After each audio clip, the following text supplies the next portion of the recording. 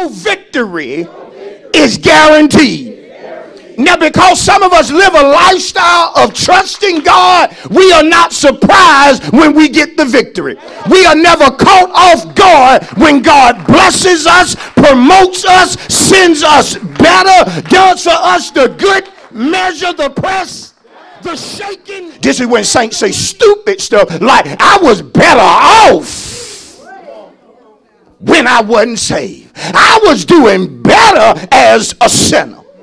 Whoa! Ain't nothing like God cleaning up a good woman. I said, ain't nothing like God cleaning up a good woman, sanctifying her, using her, but she's unmarried. Then she gets to going through trial, tribulation, and then she gets to saying, I was better off whoring. I was better off sleeping with so-and-so and getting what I could get. At least my bills were paid. At least I had money to buy ice cream on Friday. Now I'm living godly and I ain't got no ice cream money and it's Friday. So what's happening? Y'all know how we complain. Stuff can be our fault, but we still complain. See, y'all want me to move on. And I want to move on. But there's too many complainers in here. Got to be. Could you imagine? Now I've done a lot of stuff, but I've never been to jail or prison. Don't clap or smile. I just didn't get caught. Come on, I didn't do nothing worthy of jail. Come on, because that's folks tell me, I've never been to prison or jail. But have you ever did anything worthy of? Come on, that's when you don't want folk digging back in the shot. Hey, leave that alone. That's covered under the blood. Come on, how many did some stuff that could have got you some time, could have got you on some parole? Why, I've never did drugs. What you call when you were guggling that NyQuil like that? Oh, because you got that at CVS. This is legal. Yeah, but you took triple the dose. You didn't stop drinking until you got a buzz on. Wait a minute. You got your teeth pulled 6 months ago and you still taking that pain medication. Wait a minute. You asking for a refill and telling lies to get it. Woo. See, when they hit home, folks start squinching up then.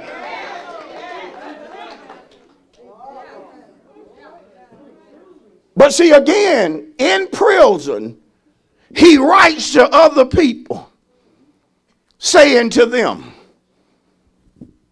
I can do all things through Christ who strengthens me.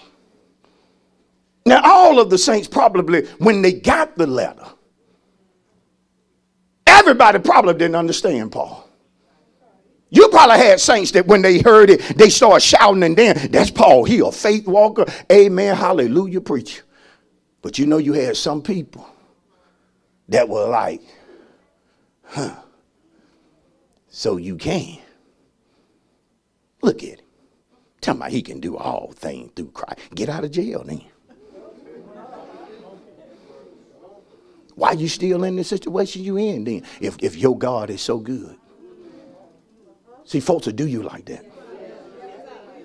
I say they'll do you like that. They'll visit you in the hospital and they won't come wishing you well or praying that you get up out of here or prophesying better on you. Folks are walking in depending on how you looking. They'll tell you stupid stuff like, well, we just came to pay our last respects. They said you was on your last leg and they didn't lie. It ain't looking good. Come on.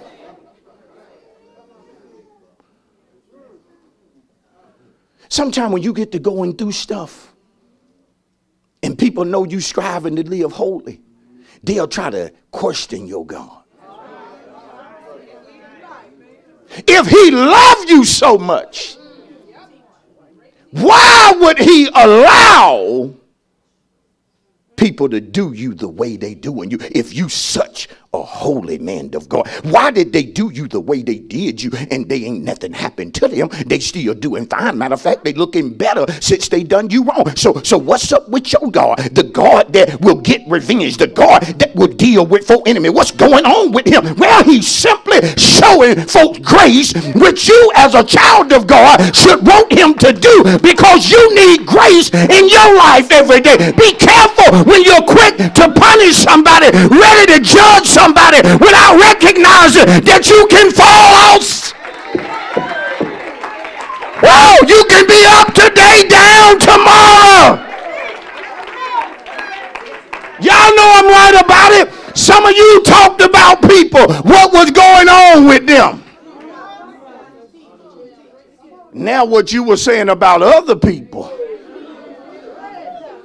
is happening to you.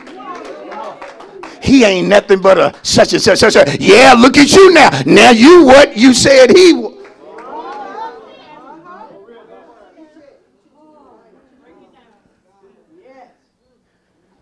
But see, what I want us to understand is that Paul can only say, I can, because he's a faith walker.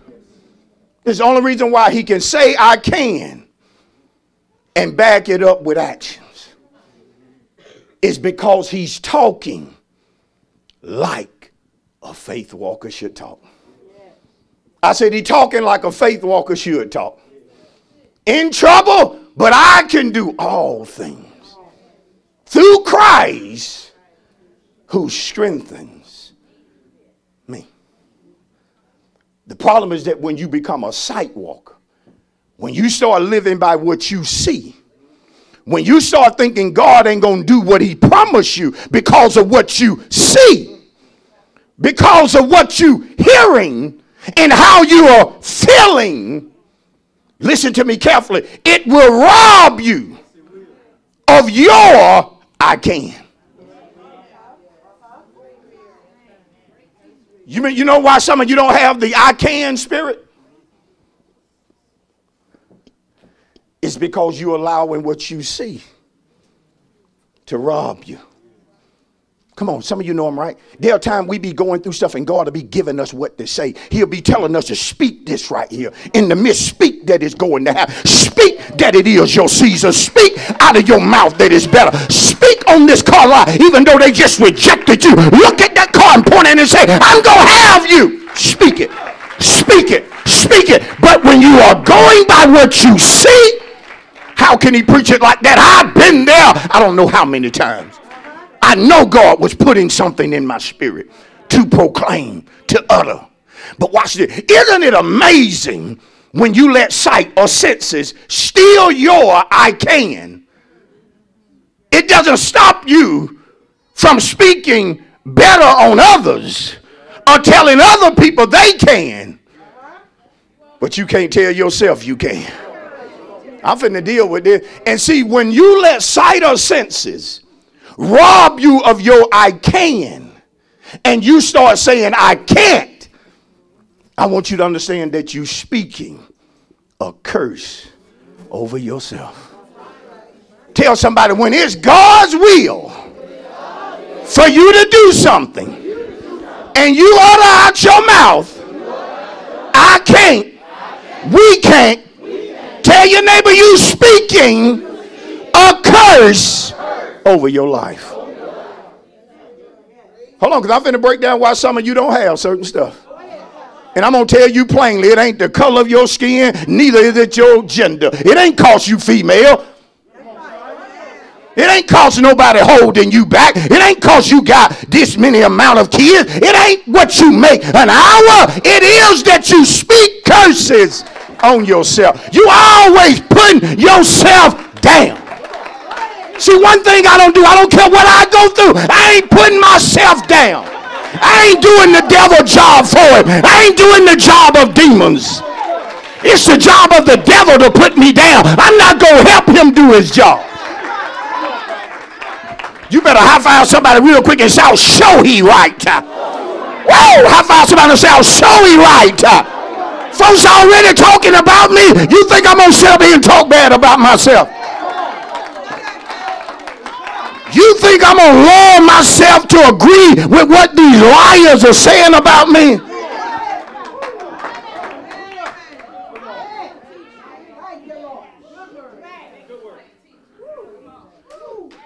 Say what you want to say. The reason we don't have it because we've been going through stuff. Y'all been going through stuff for 10 years.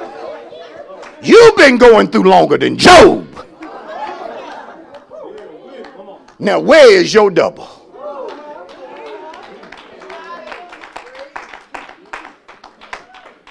Now, I'm finna make some of you mad that's been in religious churches.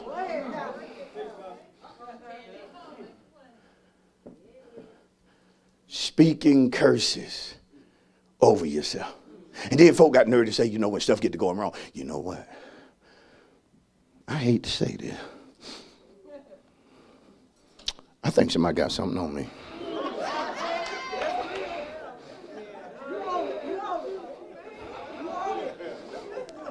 What you mean? Yeah, you know what? I think somebody got some voodoo on me. I've been hexed. Somebody done cast a spell on me. And you ain't thought about your ex-boyfriend in years, but now you think it could be him. Oh, low down. I'll tell you.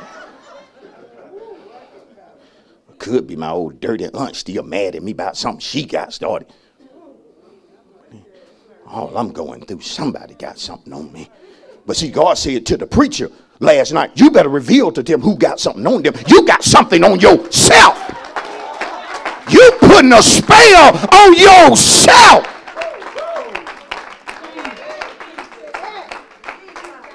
And when you get so comfortable saying I can't, it just rolls off your tongue so easy. I couldn't even get some of y'all to make contact with me. It just roll off your tongue so easy. You don't even feel bad about it. Faith walker. I can't afford it. That's a faith walker now. That's a faith walker. Can't afford an $800 a month house payment to own the house, but can pay $1,400 a month in rent. That's the faith walker talking about they can't afford a house.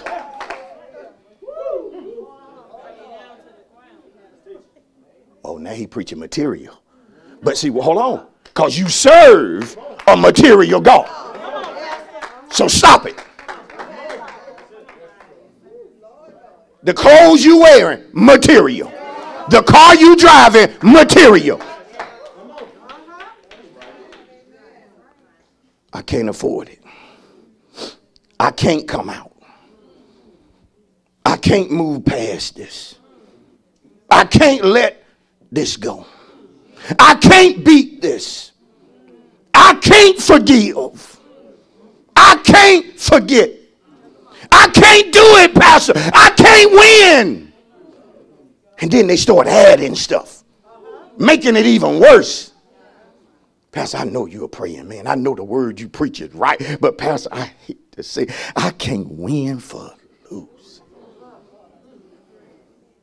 Pastor, every time I get a quarter, I owe somebody $1. When it rained, Pastor, if I didn't have bad luck, I wouldn't have no luck. See, y'all know the talk. You know the talk. Because I used to talk it. I said I used to talk it. Would amen it if somebody, I know where you come from. I know you're right about it, man. But now, no. Yeah, because some of you, if you don't stop speaking curses over your life, you're going to keep getting what you've been getting. And the bad thing about grown folks speaking that stuff is that it messes around and get in children. Messes around and get in young people. You stop telling your daughter she can't because she a woman.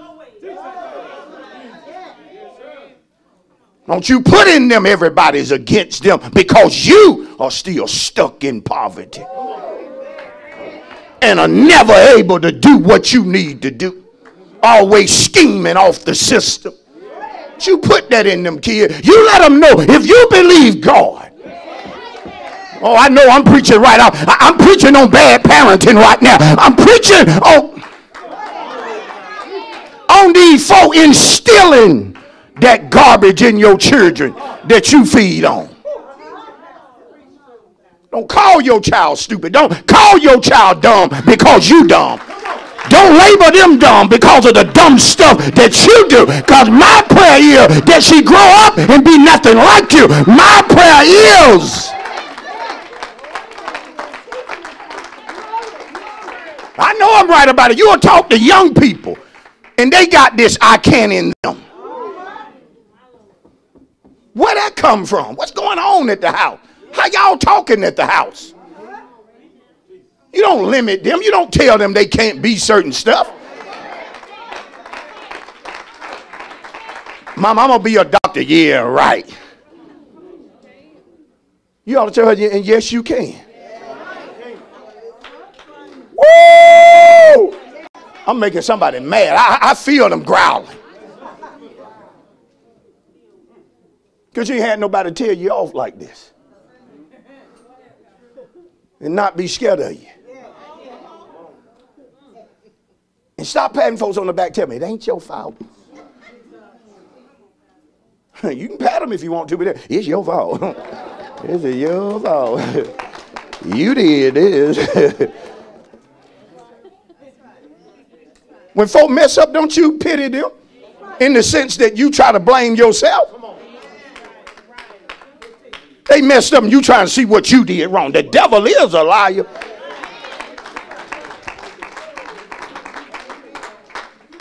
Let me deal with it. I got to get out of here. I'm getting too many. I'm getting looked like I will not be back here. If I do come, I won't sit this close. One of the best things that happened to me is that I fell in church one night with a preacher who was willing to tell the truth.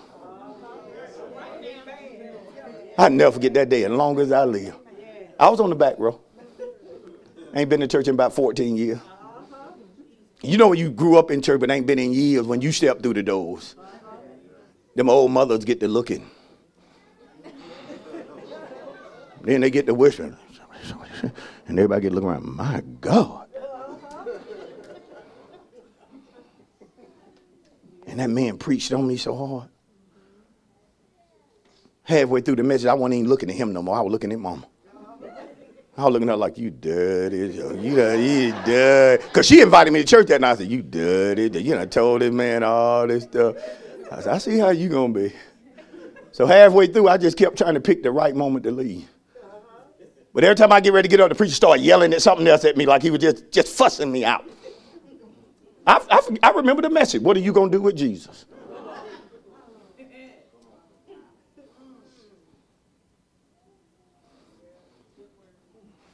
I just didn't get saved that night. But I went home to a woman I was shacking with. And I said, I'm done shacking. I said, I got saved tonight. I said, I want you to marry me. And I want us to do what's right. Woo, that girl was happy. She said, yes, Lord. She said, I don't know the Lord, but I see him in you, baby. Yes, I'll go. You hear me? But what I'm trying to show you is that somebody told me the truth and it changed an entire family. Changed my entire course of life. I was on one path. Somebody told me the truth. Called me out for being the boy that I was.